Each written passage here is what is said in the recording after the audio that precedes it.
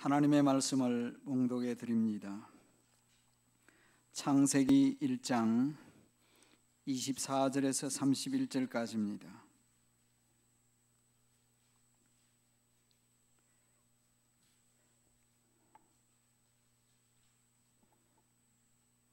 이제 제가 말씀을 읽겠습니다.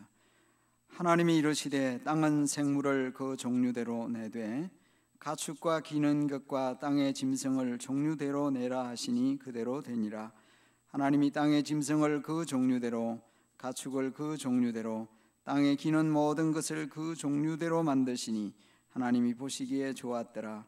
하나님이 이르시되 우리의 형상을 따라 우리의 모양대로 우리가 사람을 만들고 그들로 바다의 물고기와 하늘의 새와 가축과 온 땅과 땅에 기는 모든 것을 다스리게 하자 하시고, 하나님이 자기 형상 곧 하나님의 형상대로 사람을 창조하시되 남자와 여자를 창조하시고, 하나님이 그들에게 복을 주시며 하나님이 그들에게 이르시되 생육하고 번성하여 땅에 충만하라. 땅을 정복하라. 바다의 물고기와 하늘의 새와 땅에 움직이는 모든 생물을 다스리라 하시니라. 하나님이 이르시되 내가 온 지면에 씨 맺는 모든 채소와 씨 가진 열매 맺는 모든 나무를 너희에게 주노니 너희의 먹을거리가 되리라. 또 땅의 모든 짐승과 하늘의 모든 새와 생명이 있어 땅에 기는 모든 것에게는 내가 모든 푸른 풀을 먹을거리로 주노라 하시니 그대로 되니라. 하나님이 지으신 그 모든 것을 보시니 보시기에 심히 좋았더라. 저녁이 되고 아침이 되니 이는 여섯째 날이니라. 아멘. 기도하겠습니다. 주 하나님, 이 시간 제가 말씀을 전할 때에 저의 연약함을 주께서 잘 아시오니 저의 생각과 입술을 온전히 통제하셔서 하나님이 원하시고 또 정확한 말씀을 또 능력 있게 쉽게 바르게 잘 전하도록 도와주시옵소서. 예수님 이름으로 기도합니다. 아멘. 저는 오늘 제가 읽어드린 말씀을 가지고 사람은 무엇인가 두 번째죠. 하나님의 형상, What is man? Image of God 이라는 제목으로 말씀을 드리겠습니다. 오늘 말씀 가운데 26절 말씀에 보면 하나님께서 우리의 형상, 하나님 말씀하셨어요. 하나님이 이르시되 우리의 형상을 따라 우리의 모양대로 우리가 사람을 만들고 라고 하셨어요. 여기서 형상이라는 말이 있고 모양이라는 단어가 있습니다. 형상과 모양은 동의어로 생각하시면 되겠어요. 각기 다른 단어가 아니고 비슷한 말을 따로따로 쓴 거예요. 형상, 모양이라고 말씀을 하셨어요. 자, 그런데 여기 보면 하나님께서 우리의 형상을 따라 우리의 모양대로 우리가 사람을 만들자, 이제 우리라는 표현이 나오잖아요. Let us, let us, let us. 하나님은 몇 분이십니까? 하나님은 한 분이세요. 성경은 분명하게 하나님은 한 분이시다 말씀을 하십니다. 그런데 어째서 여기서 우리라는 말을 사용했을까? 물론 이 우리에 대한 설명들이 굉장히 많아요. 물론 말씀드린 바 여러분들이 알겠지만은 하나님은 한 분이시지만은 성경은 우리에게 성부 하나님과 Father, 성자 예수님, 성자를 얘기하죠. 성자, 성령님, 삼위 하나님을 가리킵니다. 그래서 여기서 말하는 우리는 Trinity, Trying God을 뜻하느냐, 그렇게 설명을 하기도 하고 여러 가지 설명을 하려고 합니다. 쉽지 않은 부분인데 하나님께서 특별히 사람을 만드실 때에 이 말씀을 하세요. 그래서 인간 창조를 무엇보다도 귀하게 여기시면서 하나님이 이런 말씀을 하신 것으로 보입니다. 또 27절 말씀에도 하나님이 자기 형상 곧 하나님의 형상대로 사람을 창조하시리라고 했습니다. 하나님은 사람을 자신의 형상대로 만드셨어요. 동시에 사람이 하나님의 형상이다라고 할 수 있습니다. 그래서 신학자, 개혁주의 유명한 신학자였던 바빙크라고 하는 분은 사람이 하나님의 형상을 지니고 있거나 보유하고 있는 것이 아니라 사람이 바로 하나님의 형상이다 라고 말을 했습니다. 사람이 하나님의 형상이라는 거예요. 그러면 하나님의 형상이라는 말은 설명이 필요한 표현입니다. 매우 어려운 말이에요. 하나님의 형상, Image of God. 하나님의 형상을 여러 가지로 설명을 많이 하려고 했습니다. 이제 구조적으로 혹은 사람의 본질을 얘기하면서 본질적으로 또는 structurally 또는 functionally 기능적으로 사람이 무엇이냐, 하나님의 형상을 가지고 그렇게 설명을 하려고 많이 했어요. 그런 가운데 여러분 들은 얘기 가운데는 하나님과 사람은 비슷한 게 있잖아요. 그래서 그 비슷하게 가지고 있는 것을 속성이라, 공유적 속성이라는 표현을 썼습니다. attribute. 하나님에게는 이런 속성이 있는데 사람을 하나님이 지으실 때 이런 속성을 가지게 하셨다. 예를 들면 인격성이라든지 진리라든지 지혜, 사랑, 거룩함, 공의 등을 사람에게 제한적으로 허락하셨다. 동물들, 짐승들에게는 없는 것입니다. 그래서 사람은 하나님과 영적으로 교제할 수 있는 능력도 받았다라고 일반적으로 많이 설명을 해요. 그런데 저는 오늘 이제 그런 측면에서 하나님 형상을 설명하기보다 관계적인 면에서 설명을 드리려고 합니다. 이제 여러 가지 하나님 형상을 설명할 때 여러 가지로 설명을 하는데 relational aspect, 관계적인 측면에서 하나님께서 하나님의 형상으로 사람을 지었다라고 표현을 한 것입니다. 이 관계는 삼중적인 관계입니다. 세 가지 면에서의 관계가 있어요. 첫 번째 관계는 어떤 관계로 하나님께서 사람을 하나님 형상으로 지었느냐? 하나님과의 관계에 있어서 그렇습니다. 여러분 흔히들 붕어빵이라는 말 알죠? 붕어빵. 생각나는 게 있습니까? 붕어빵. 두 사람이 나란히 갈 때 특별히 아버지와 아들이 같이 가면 저 부자 관계는 붕어빵이네. 그런 얘기 하시죠? 붕어빵. 제가 그런 얘기를 좀 많이 들은 셈이에요. 꼭 닮았다 이런 뜻이에요. 저는 저의 선친을 많이 닮았습니다.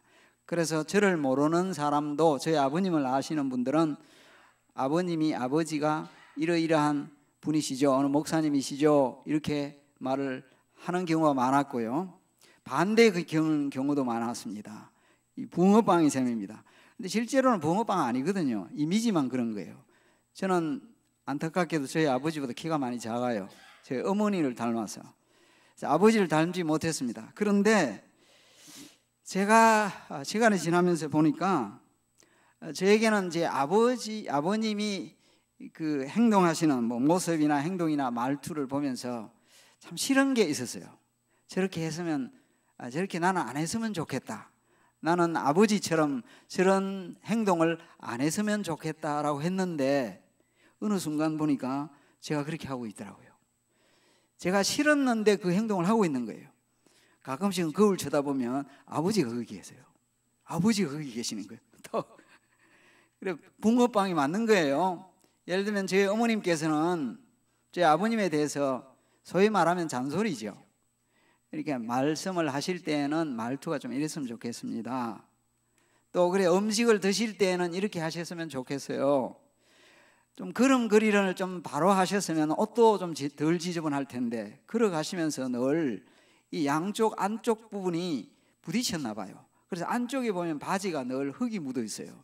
그러니까 빨래를 하시면서 왜 걸음을 걸으실 때 똑바로 안 걸으시고 안쪽으로 계속 부딪혀 가지고는 구두도 닳고 또 이렇게 하십니까? 이렇게 하셨는데 안 고쳐지더라고요, 저희 아버님이. 그래서 제가 보면서 야, 나는 저래 하지 말아야지.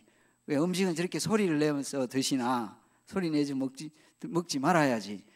그런데요, 저희 집 사람이 저에게 계속 그러고 있어요. 왜 음식은 그렇게 먹느냐? 좀 품위 있게 드시면 안 되겠느냐? 사람들 앞에 공적인 사람 생활을 하는 사람이 좀 품위 있게 살지 말투가 왜 그러냐?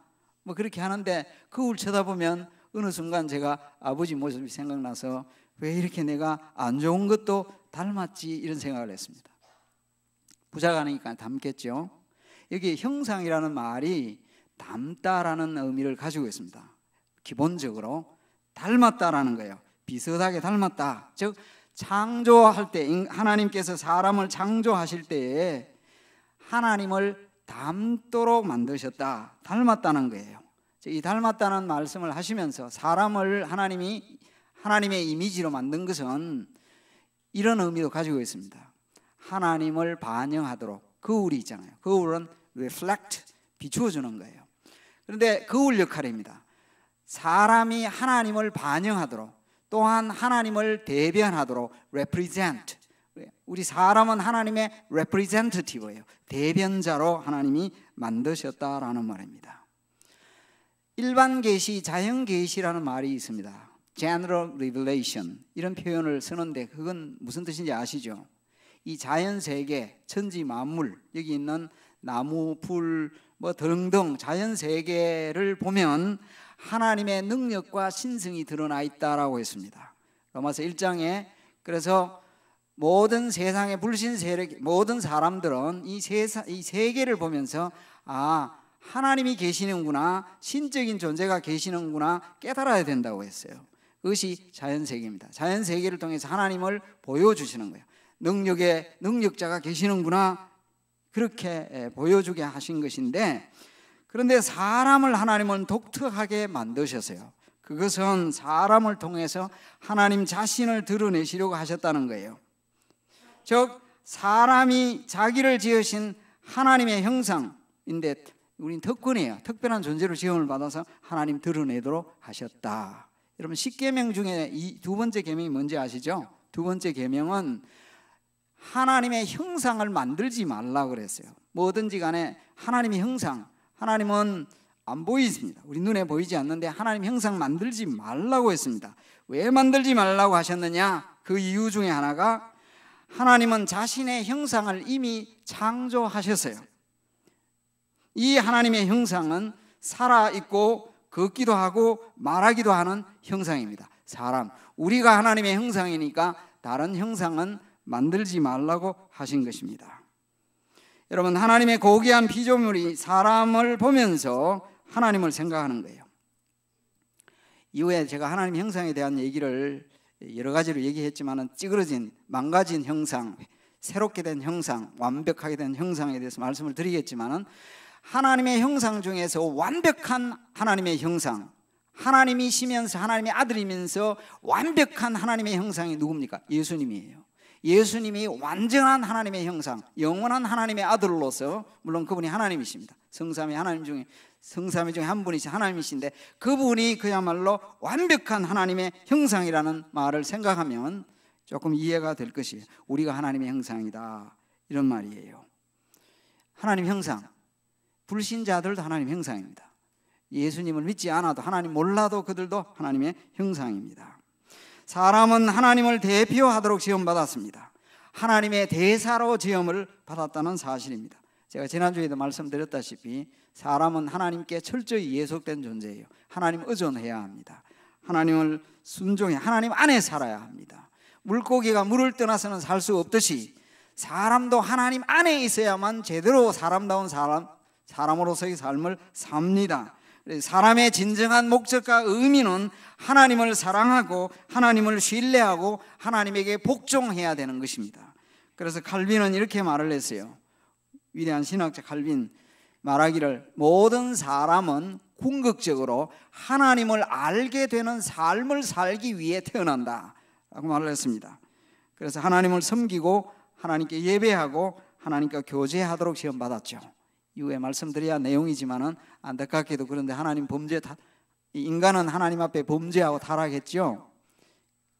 그런데 예수님이 오셔서 다시 회복의 은혜가 있잖아요.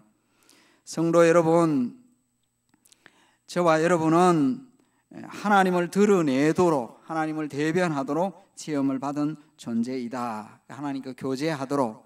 그래서 저와 여러분이 하나님 섬기고 또 교회를 통해서 하나님께 예배하는 것은 얼마나 큰 복인지 모른다라는 말이에요. 우리가 하나님 형상입니다. 저와 여러분 하나님 형상이에요.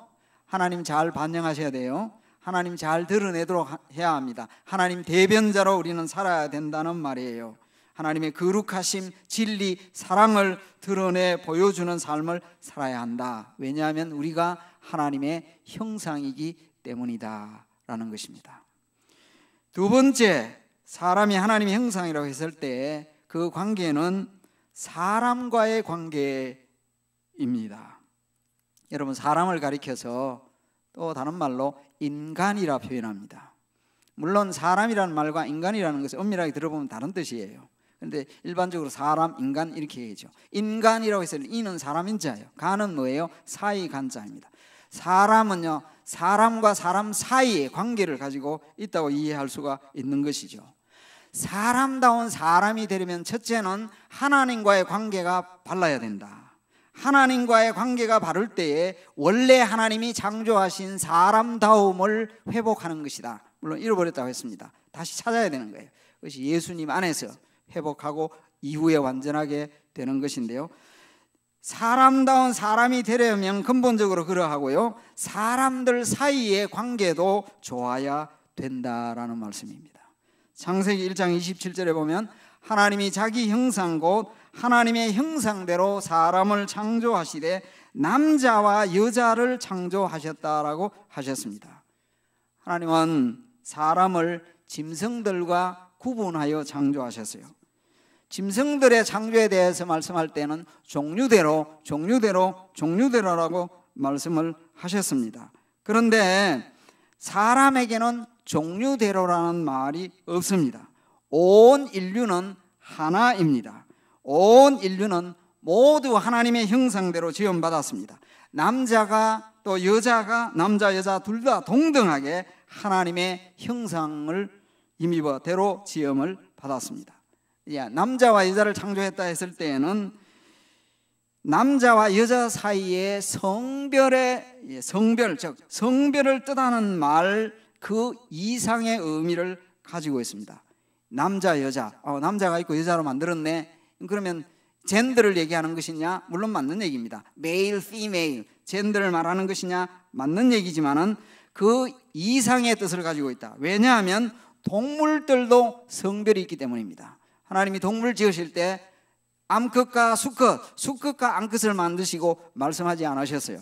종류대로만 얘기하셨습니다. 물론 동물은 하나님의 형상대로 지음을 받지 않았습니다. 동물은 하나님의 형상이 아닙니다. 짐승은 하나님의 형상이 아니죠. 이전에 말씀드린 대로 사람은 범죄에 타락하여서 죄로 인하여서 자꾸만 엉뚱한 행동과 생각을 하죠. 그래서 동물도 사람 취급하고 사람을 동물 이하로 취급하고 그렇게 되는 거예요. 성경을 모르면, 원래 창조 질서를 모르면 그렇게 되는 것입니다. 여기서 남자와 여자를 지었다 했을 때 이 구절이 뜻하고 있는 의미는 홀로 사는 존재로 지음받은 것이 아니다라는 의미로 이해할 수 있습니다. 창세기 2장에 보면 여호와 하나님이 가라사대 사람의 독처하는 것이 좋지 못하니 내가 그를 위하여 돕는 배필을 지으리라 말씀하셨어요. 여기 돕는 배필은 아담에게 필요한 또 일치한 적절한 조력자이다. 그런데 남자에게 그럼 필요한 여자를 주셨느냐? 꼭 그런 뜻이 아니라 서로 상호 보완 관계, 그렇게 하도록. 물론 여기서 말씀한 2장의 말씀은 남편과 아내 결혼 제도에 대한 말씀이에요. 남편과 아내 결혼 제도를 통해서 남자와 여자의 온전한 이 도움, 서로 간의 상호 의존성, 상호 보완 관계에 대한 말씀입니다만은, 결혼 관계에 대한 말씀입니다만은 그 이상의 의미를 가지고 있다라는 것이죠. 신약 시대에 와 보면 이전에도 그렇지만 독신들도 많이 있잖아요. 독신의 은사를 가진 사람들도 있고 혼자 사는 사람도 있거든요. 그럼 혼자 사는 사람 있는 것을 생각할 때에 또 그러하지만 창세기 1장과 2장에 나타나는 남자와 여자의 관계를 얘기한 것은 총체적인 인간관계를 보여주는 것이다. 즉 사람은 다른 사람을 떠나서는 살 수 없는 존재이다라는 말입니다. 그래서 사람은 다른 사람들과 관계적인 존재라는 사실입니다. 그래서 다른 사람들과의 관계를 통해서 성숙해집니다. 그래서 성도 여러분, 특별히 크리스찬은 다른 사람들과 좋은 관계를 유지해야 합니다. 좋은 관계를 유지하도록 힘써야 합니다. 이 죄악 세상에 이미 그 관계도 비틀어졌지만 그리스도 예수 안에서 그렇게 회복하게 하셨기에 해야 된다는 말씀입니다. 성부, 성자, 성령님 삼위 하나님께서는 서로 교제, 교통하십니다.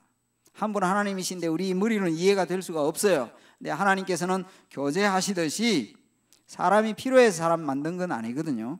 하나님 영광을 위해서 만드신 것인데 사람도 이처럼 사람들 사이의 관계 속에서 서로 돕고 서로 사랑하도록 지으셨다. 그래서 우리는 서로 사랑하고 서로 돕는 것이 마땅한 것입니다. 비정상적인 사회일수록 자기 자신밖에 몰라요. 자기밖에 모르는 세상, 그것은 세상적으로 말할 때 일반 원총 속에서도 잘못된 세상이에요. 하나님께서는 그렇게 살도록 만든 게 아니거든요. 그렇다고 한다면 교회는 어떻게 해야 하느냐? 성숙한 사회일수록 다른 사람들을 배려합니다. 서로 간에 서로를 배려하며 서로 사랑하고 도와주는 거예요. 그래서 교회가 세상에 그것을 보여줘야 할 공동체입니다.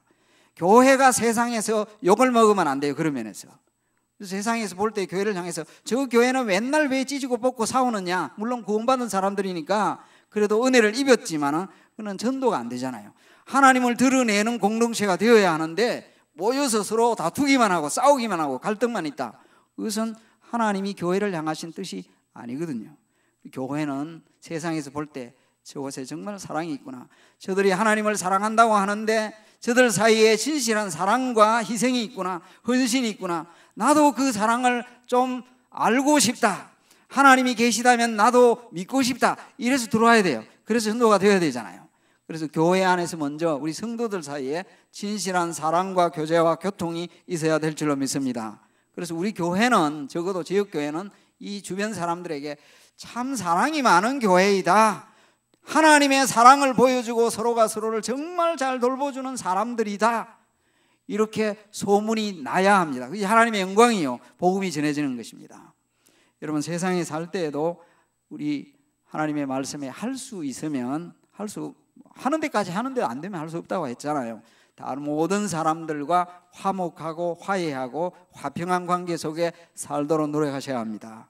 그래서 이 관계적인 즉 사랑과의 관계 속에서 가정에서는 부모 자식도 형제 자매 친구 직장 동료 상사 어떤 관계든지 할 수 있는 관계 속에서 살아야 합니다. 그러기 위해서 내가 희생을 많이 해야 돼요.